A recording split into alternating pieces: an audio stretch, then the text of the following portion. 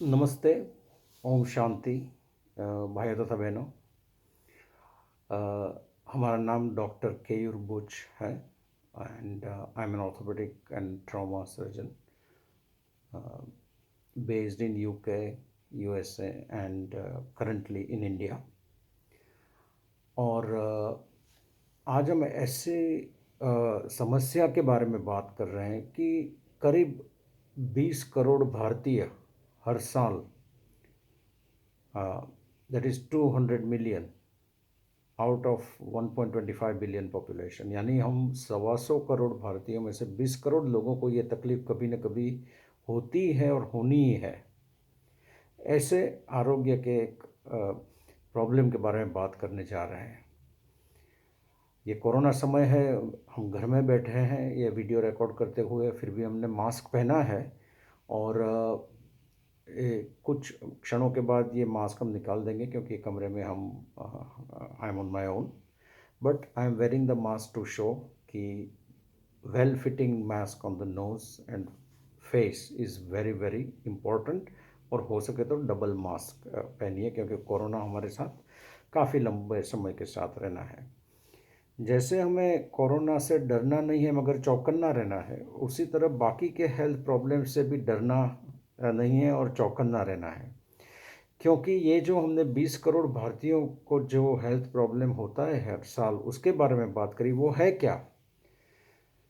और ये ऐसी समस्या है कि अगर आप फैमिली डॉक्टर्स की प्रैक्टिस में सर्वे करें तो कम से कम 25% जो पेशेंट होते हैं, 25% दे कम विद दिस प्रॉब्लम्स। तो ये जो प्रॉब्लम्स हैं वो मस्कुलोस्केलेटल प्रॉब्लम्स हैं, यानी कि हमारी हड्डी, जोड़े, लिगामेंट और नसों से जुड़े हुए प्रॉब्लम्स, जिनको आप ऑर्थोपेडिक प्रॉब्लम्स भी बोल सकते हैं, जैसे कि घुटने का प्रॉब्लम, कमर का प्रॉब्लम, कंधों का प्रॉब्लम, हाथ का प्रॉब्लम वगैरह वगैरह। इसमें commonest problems are to do with arthritis और फ्रैक्चर्स। ये दोनों सबसे ज़्यादा बड़ी समस्या है और उसका बैकग्राउंड जो है वो जानना बहुत इम्पोर्टेंट है। तो आज की हमारी जो बात है वो knee pain, shoulder pain, hand pain, fractures, back pain, उसको कैसे प्रिवेंट किया जाए, कैसे रोका जा सके, और अगर प्रॉब्लम ज़्यादा है तो उसकी श्रेष्ठ निदान और श्रेष्ठ सारवार क्या है, उसके बारे में रहेगा। तो first I talk about prevention. तो समझ लीजिए कि जब आपकी हड्डियाँ मजबूत होती हैं and your muscles are also in good shape, they are stretched, they are not tight, and they are strong, then you can avoid a lot of orthopedic problems to do with the back, to do with the knee, to do with the shoulders वगैरह वगैरह। उसके लिए most important thing is to have strong bones, क्योंकि जो हड्डी होती है वही अपने जोड़ों को, जॉइंट्स को सपोर्ट करती है। तो उसके लिए बहुत इम्पोर्टेंट है कि अच्छी मात्रा में रेगुलर मिल्क पिया जाए, नमक कम लिया जाए डाइट में, और हड्डियों और जोड़ों पे ज़्यादा प्रेशर ना है, इसलिए at a time don't sit for more than 20 minutes whenever possible. 20 minutes बैठने के बाद ऐसा हाथ ऊपर करके खड़े हो जाइए और देन वापस बैठ जाइए, only for 20 seconds. So sitting continuously is very bad for your knees and for your back. Similarly if you are driving तो don't drive for more than 2 hours at a time, तो क्योंकि उसके गर्दन और shoulders को भी problem होता है along with knee and the back. The third thing is कि अगर आपको फैमिली हिस्ट्री है, ऑस्टियोपोरोसिस करके जो बीमारी है हड्डी का, वो विटामिन डी की डेफिशिएंसी नहीं है, वो अलग चीज़ है, structural problem in the bone, उसको ऑस्टियोपोरोसिस बोलते हैं। वो पोस्ट मेनोपोजल लेडीज़ में ज़्यादा देखने को मिलता है। तो उसके लिए आपको at certain age you should get DEXA scan done, ताकि पता चले कि ऑस्टियोपोरोसिस है कि नहीं, क्योंकि वो दवाई से मैनेज एंड कंट्रोल किया जा सकता है।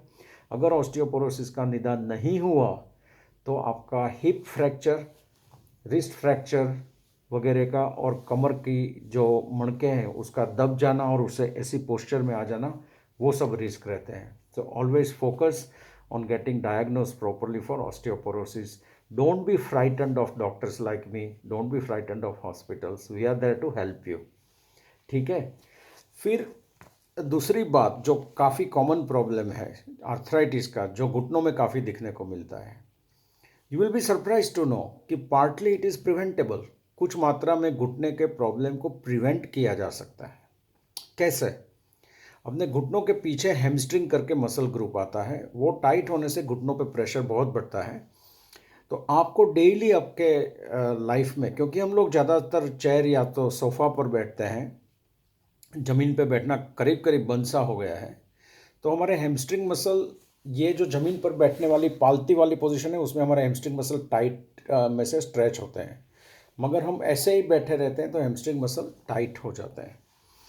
तो आपको daily stretching exercise hamstring muscle की रेगुलरली करनी ही चाहिए। जब तक आपके लिए फिजिबल हो, उसके लिए आपको फिजियोथेरेपिस्ट की भी एडवाइस आप ले सकते हैं, या तो even orthopedic surgeon can advise कि कौन सी एक्सरसाइज आप कर सकते हैं। सर्टन योगासन्स विल ऑल्सो हेल्प। तो नी के ऊपर प्रेशर कम करने के लिए हैमस्ट्रिंग और हील का जो मसल है, टेंडो एक्किलिस बोलते हैं, एडी के पीछे का, क्योंकि वो भी घुटने से शुरू होकर एडी तक जाता है, उसको भी स्ट्रेच रखना है, तो उससे आपको एडी का जो पेन है वो भी कम रहेगा। So right now I am focusing as an orthopedic surgeon on preventive care. और तीसरी बात कि घुटने के लिए आपके घुटने के आसपास की हड्डी का मजबूत होना, जिसके बारे में बात कर चुके हैं। विटामिन डी अच्छी मात्रा में होना चाहिए आपके सिस्टम में। मॉर्निंग सनलाइट में आप आधा घंटा अपने शरीर को एक्सपोज करें जितना हो सके, वेरी यूज़फुल। अगर ना हो सके तो आप विटामिन डी के सप्लीमेंट्स ब्लड लेवल चेक कराने के बाद आप लें, क्योंकि excessive vitamin D is also not good. So this are the important thing. Other thing is uric acid करके ब्लड में एक केमिकल होता है जो घुटनों में क्रिस्टल, या तो बड़े पैर के जो एडी के आसपास वाले जो पैर का अंगूठा होता है उसमें जम जाके वहाँ भी दर्द कर सकता है और जॉइंट को डैमेज भी कर सकता है। तो आपका यूरिक एसिड भी कंट्रोल में होना चाहिए। उसके लिए आपको ज़्यादा पानी पीना चाहिए, लेमन वगैरह ज़्यादा लेना चाहिए, नींबू।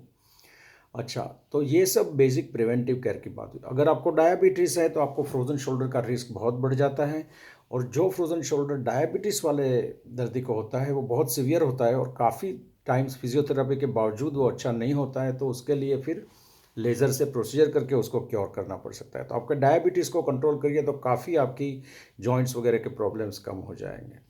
Similarly, if you are a sports person, you are very likely at a higher risk of sports injury. तो उसके लिए आपको पूरे साल कंडीशनिंग करना है, स्ट्रेचिंग करना है, वार्म अप करना है, कूल डाउन करना है, and develop strength in your muscles. So I consider, as an orthopedic surgeon, my first duty to my patients is to advise them about how to prevent orthopedic problems so that you don't have to come to me. Fractures, now लोग बोलते हैं कि तो accident हुआ, कैसे prevent कर सकते हैं? ऐसा नहीं है। Whenever you are doing anything, be mindful and focus on that work. 10 minute पहले घर में पतिदेव ने क्या बोल दिया, या तो बच्चा क्या बोल कर निकल गया, वो आपके दिमाग में घूमता रहेगा, तो आप जो भी करते हैं उसमें आपको एक्सीडेंट होने का रिस्क ज़्यादा है। When you are driving and if you are on the mobile phone, you are at a higher risk of being in the accident. Seat belt नहीं पहना है फ्रंट सीट या तो बैक सीट में, तो एक्सीडेंट में आपको डैमेज होने का काफ़ी रिस्क है। Every year in India 1.5 lakh लोग अपने जान गंवा देते हैं एक्सीडेंट की वजह से। 1.5 lakhs people lose their young people. They are mainly in the working age, mainly males. It's very damaging for their families and for the entire country when 1.5 lakhs young people working age die on our roads. And 4.5 lakhs जैसे 4.5 लाख लोगों को ईजा होती है, जिसमें fractures वगैरह होते हैं, जिसकी हम ट्रीटमेंट करते हैं। So now coming to the common problems and the treatment. तो घुटनों के पेन के लिए क्या बेस्ट सारवार है? तो देखिए, छोटा सा दर्द हो तो कुछ दिन के लिए आप पैरासीटामोल टेबलेट ले सकते हैं, फिजियोथेरेपी भी करवा सकते हैं। कभी कभार घुटने पे सर्टेन किस्म का पट्टा आता है, वो भी आप लगवा सकते हैं। उससे अगर अच्छा नहीं हुआ, then you should visit an orthopedic surgeon, और let the orthopedic surgeon decide what is best for you, but it is not always knee replacement. Because there are 7 different treatments in allopathy which are not knee replacement and still help the knee problem patient. Simple painkillers, physiotherapy, knee belt of advanced variety जो हम use करते हैं, 3 किस्म के injection. Severe pain के लिए local steroid एक दफ़ा यूज़ कर सकते हैं, फिर जॉइंट में गद्दी में जेल भरने का इंजेक्शन, और प्लेटलेट रिच प्लाज्मा या तो स्टेम सेल टाइप का injection, and sometimes arthroscopy. So these are the 7 treatment which do not involve knee replacement and still can help.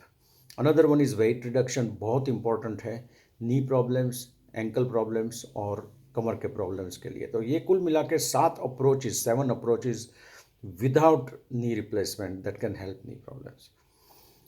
Even in the operation there are different options, जैसे कि arthroscopy है, नी में ऑस्टियोटोमी, angle बदल के नी को सीधा किया जा सकता है और आपका नेचुरल जॉइंट प्रिजर्व किया जा सकता है. And you don't always need total knee replacement. कभी कभार हम पार्शियल नी रिप्लेसमेंट, जितना डैमेज पोर्शन है उसी को हम नई गद्दी उसमें डालते हैं, बाकी के घुटने को we leave it alone. So knee replacement में भी देर आर डिफरेंट ऑप्शंस. ठीक है. अगर दूसरी बात है कि अपने कंधे के फ्रोजन शोल्डर बोलते हैं. Every shoulder problem is not a frozen shoulder. There are 7 और 8 different problems around the shoulder. उसमें से एक फ्रोजन शोल्डर है. हाँ, ज़रूर आप सिंपल दवाई ले सकते हैं, फिजियोथेरापी भी करवा सकते हैं, काफ़ी प्रॉब्लम्स अच्छे हो भी जाते हैं, हो भी जाएंगे. But many people will not improve because अंदर मसल फट गया हो, या तो हड्डी बढ़ गई हो, या तो डायबिटीज़ के हिसाब से फ्रोजन शोल्डर सिवियर हो गया हो. Then you need certain kind of treatment, जो हम दूरबीन डाल के करते हैं बहुत रेगुलरली यहाँ अहमदाबाद में epic hospital. With me doctor के गुरबुच. हम मैनचेस्टर यूके में भी यही प्रैक्टिस थी हमारी, और यूएसए में भी. Similarly there are other problems. लोग बोलते हैं कि इसका क्योर ही नहीं है, जैसे कि टेनिस एल्बो है. तो tennis elbow is not necessary कि सिर्फ टेनिस खेलने वालों को ही हो. ऑल्दो वी नो कि those who play tennis are higher risk of getting muscle injury around the elbow, और उसको टेनिस एल्बो बोलते हैं. But the housewives, or even anybody else who is using their hands a lot, they can get tennis elbow problem. तो उनके लिए भी physiotherapy की सारवार काफ़ी यूज़फुल हो सकती है. सिंपल मेडिकेशन, मलने का जो जेल आता है, पेन किलर, वो different types of injections, and there is some kind of advanced regenerative surgery that is now available, जो हमने इंडिया में इंट्रोड्यूस किया था 2009-10 में बेंगलोर में. And recently I introduced in Gujarat in last 2-3 years. And जो भी patients, selected tennis elbow patients को हमने ये सर्जरी करी है, उनको काफ़ी बेनिफिट मिला है. It's a minimally invasive procedure for tennis elbow. तो ये बहुत इम्पोर्टेंट चीज़ है. हाथ की अगर बात करें तो हाथ अपने जीवन का बहुत इम्पोर्टेंट हिस्सा है, और अपने उपनिषदों में बोला गया है कि हस्तों में भगवन, हस्तों में भगवत तरह. Hands are my god, hands are above god. ऐसा बोला है उपनिषद के ऋषि ने. अबाव गॉड क्यों? क्योंकि यही हाथ से हम भगवान को नमन करते हैं. तो हमारा जो कुदरत के प्रति, भगवान के प्रति ग्रेटफुलनेस जो है, वो और नम्रता है, वो ये हाथों से मैनिफेस्ट होती है. हाथ का आर्थराइटिस बहुत कॉमन है, और उसको वेट या ऐसे फैक्टर से लेना देना नहीं है, हेरिडिटी से ज़्यादा लेना देना है. अंगूठे का आर्थराइटिस लेडीज़ में बहुत कॉमन है, और इतना जल्दी डायग्नोस नहीं होता है. और जिनको रूमेटॉइड आर्थराइटिस होता है, उनको ये नकल्स का आर्थराइटिस बहुत कॉमन है. बाकी भी अलग अलग किस्म के आर्थराइटिस हाथ में होते हैं. उसका सही निदान और सही सारवार बहुत इंपॉर्टेंट है. Recently I had to operate on a leading doctor, जिनको अंगूठे के आर्थराइटिस की वजह से उनका काम नहीं हो पा रहा था अच्छी तरह से. And we did a very minimally invasive surgery, and she is functioning fully. Another problem which a lot of you will be aware is called carpal tunnel syndrome.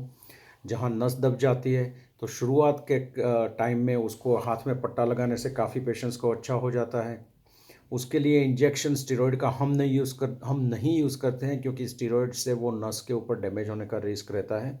अगर पट्टा पहनने से और सिंपल दवाई जैसे कि प्रीगाबालिन लेने से आपकी कार्पल टनल का जो दर्द है वो अच्छा नहीं होता है, और नस दबी हुई है तो उसको रिलीज़ करना बहुत एक छोटे ऑपरेशन से बहुत सक्सेसफुल होता है. वो भी हमारी रूटीन प्रैक्टिस में है.